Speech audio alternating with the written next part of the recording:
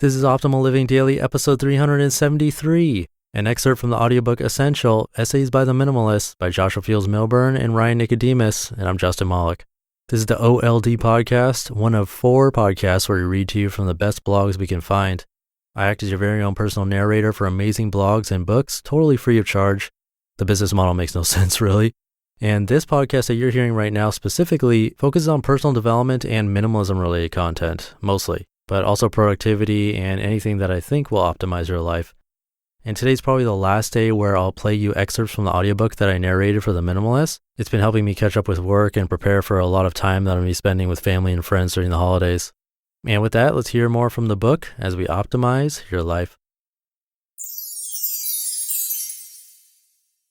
An excerpt from the audiobook Essential, Essays by the Minimalists by Joshua Fields Millburn and Ryan Nicodemus. Real priorities. Take a look at your day-to-day life. Through the hustle and bustle of your daily grind, what banal, tedious, mundane tasks eat up most of your time? Checking email? Monkeying around on Facebook? Watching television? Filling out reports? Whatever your answer, these activities are your true priorities. We often claim our priorities are grandly important activities like spending time with family, exercising, or carving out enough alone time to work on that big passion project we've been putting off. Unless you're actually putting these pursuits first, unless you make these undertakings part of your everyday routine, they are not your actual priorities. Your priorities are what you do each day, the small tasks that move forward the second and minute hands on the clock. These circadian endeavors are your musts.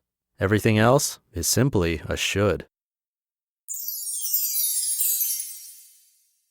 Killing Time by Joshua Fields Millburn. Somehow, I got rid of time without even noticing. Last week, I was walking the city streets, the scorching sun overhead, and someone stopped me and asked me for the time. I looked up at the sky and responded with 2 words, "It's daytime." I didn't mean for my answer to sound glib or off-putting, but it's the only answer I had. I didn't have my phone with me, and I don't own a watch. Truly, I had no idea what time it was. Throughout my minimalist journey, I've learned a lot about change, often forcing myself to grow by way of experimentation. I stopped buying junk, I got rid of my TV, I killed the internet at home, I stopped using a dishwasher, I started questioning my possessions, I donated 90% of my stuff, I left corporate America, I got into the best shape of my life, I got rid of goals, and I started contributing to other people. I did many of these things to test my limits, to grow as an individual, but I wrote about these experiences to show people changes are possible, and often easier than we think. Sometimes, however, my changes are accidental, as was the change I noticed most recently. These days, I rarely keep track of time. Over time, I got rid of time. I sold my watches. I donated all my clocks. I removed the clock from my computer. I got rid of my microwave, which had a clock. I tossed my alarm clock. I used my phone. Now my apartment has no clocks. The only clock that remains is the one on my phone, which I usually leave in a separate room if I'm home, and I often leave at home when I'm away. There is a clock in my car, but it's intentionally set to the incorrect time so I can't rely on it. Now I wake when I want to wake, write when I want to write, exercise when I want to exercise, eat when I want to eat, and live life every minute of every day, irrespective of time. I realize this time-free approach isn't practical for many people, but maybe it still has a practical application for everyone. Maybe you can take one day each month, or even one day a week, and kill the time. Do we really need a watch and a phone with a clock? Do we really need clocks in every room of our homes? Without time, it is easier to focus on the task at hand. If I'm spending time with a friend, we can closely listen to each other and not worry about the time. If writing, get lost in the act of writing. If exercising, focus on the specific exercise, and so forth. Do you think you would be more focused and perhaps enjoy your days more if you were less constricted by time? It's at least worth thinking about, isn't it? Your own advice is the hardest pill. Giving advice is pretty easy. Anyone can give advice. Anyone can make recommendations. Anyone can tell you what to do. Just because someone sprouts their opinion, though, doesn't mean it's the correct advice for you. It's often easy to take advice from other people when they are dishing it out. Having relationship trouble, we typically ask a friend for advice. Having a conflict with a coworker, we ask another coworker for advice. Having money problems, you get the idea.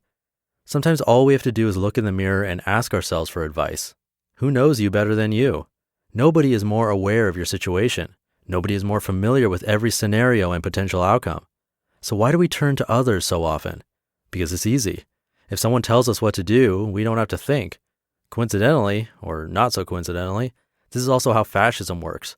Someone else makes the decisions for you. Or sometimes we ask other people for advice to reaffirm our own, but other people rarely have the same stake in the outcome, which makes their opinion less valid than our own. It's okay to ask others for advice. Sometimes it's great to have a fresh pair of eyes. But remember, it is you who must live with your decisions. The right path, left path, wrong path, and no path. Whenever we fail to make a decision, we fail to grow. As we approach each of life's proverbial forks in the road, we are not faced merely with 2 potential courses of action. Rather, as many as 4 choices appear in front of us at each fork. The right path. Often the correct decision is glaring. The right path is illuminated, clear for miles, obvious to everyone. Whenever this is the case, seize the opportunity. Take the right path. The wrong path. There are some paths that are blatantly incorrect, filled with obstacles and venomous creatures lurking about. Avoid these routes, even when they appear to be beautiful, tantalizing, or easy. The left path. Sometimes the fork presents 2 equally viable options. The right path is right, but so is the left. Or maybe you cannot tell which path is correct. In these instances, it is more important to simply pick either path, using all available relevant information, and keep moving forward. Even if we pick the wrong path, we grow from the failure. No path. When we are faced with 2 unknown paths, left and right, we often freeze with indecision, stuck in our decision-making paralysis. This is the worst option of all. Not deciding is always a bad decision.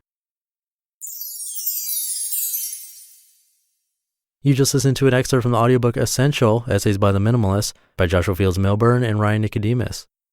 And I don't feel like I ask a lot from you. Mostly you have to listen to me mention something in each episode, like something that helps out this podcast. Sometimes I don't, but usually I do, because I got to find a way to make this all sustainable so I can keep it going. If you listen regularly, that's my way of knowing that it's helping you. And there's a good amount of regular listeners, so I do know that this podcast is helping to change lives, especially my own, since reading this content, then editing it is like reading it twice. Plus, I'm editing and producing the other 3 podcasts in our little network, so I'm consuming a ton of great, positive content. And if you're here with me, listening every day as we're optimizing our lives together, that's an awesome thing, and we're both going to be much more positive and happy over time. But like I was saying, I do have to try to make this sustainable, and I haven't taken a sponsor in a while. I've been relying on listeners like you to keep going, so if you want to help out, you can come by oldpodcast.com/support. I really need to know that what I'm doing is of value to you, and visiting that page is the best way you can do that. Again, that's oldpodcast.com/support, and thank you for doing that. And that's it for the weekend, and most likely the end of audiobook excerpts for a little bit. I should be back reading to you live tomorrow for Minimalist Monday. I mean, it would make sense to play you more from the Minimalist audiobook for Minimalist Monday, but I feel like I've used a lot of the book already, so it'd be nice to read to you again. I guess I'll have to see. So stay tuned for the show tomorrow, where your optimal life awaits. Hey, this is Dan from the Optimal Finance Daily podcast, which is a lot like this show, except more focused on personal finance. Justin handpicks the best posts he can find from blogs and authors like Ramit Sethi, Mr. Money Mustache, and more, and I read them to you 5 days a week. So if you enjoy this podcast, come on over and subscribe to Optimal Finance Daily too. And together, we'll optimize your financial life. You've been listening to Optimal Living Daily. Be sure to hit the subscribe button to stay up to date on each new episode, and head to oldpodcast.com. That's OLDpodcast.com for a free gift, as well as more actionable tips and resources to help you maximize your potential. Thanks for joining us, and remember, your optimal life awaits.